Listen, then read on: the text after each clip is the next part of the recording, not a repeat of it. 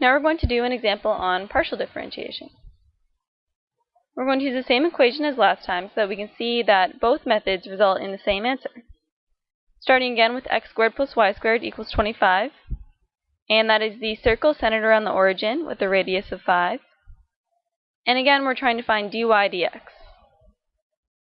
So in partial differentiation, we're treating the equation as a function of two variables, x and y, so that means that both variables are independent.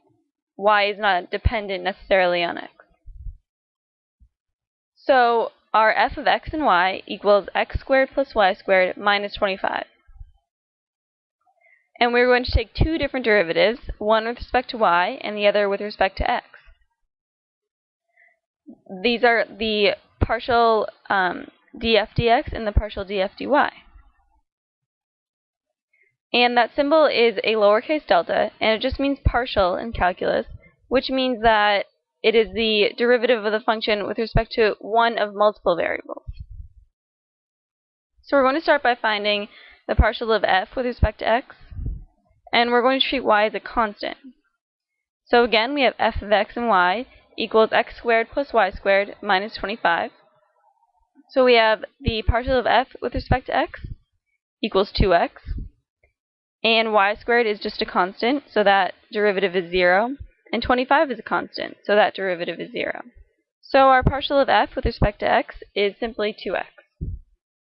And now we're going to find df dy, the partial, and we're going to treat x as a constant. So we have f of xy equals x squared plus y squared minus 25 again, and df dy equals 2y. And x squared is a constant, as well as 25 is a constant, so both of those derivatives are 0. And now we have both partial derivatives, but how do we find the derivative of y with respect to x? And we're going to use a formula that says that dy dx equals the partial of f with respect to x divided by the partial of f with respect to y, the negative of that answer. So here we have the formula. We're simply going to plug in what we found before. We have dy dx equals negative 2x over 2y. We're going to simplify, and that makes dy dx equal to negative x over y. And as you can see, that's the same result as when we used implicit differentiation.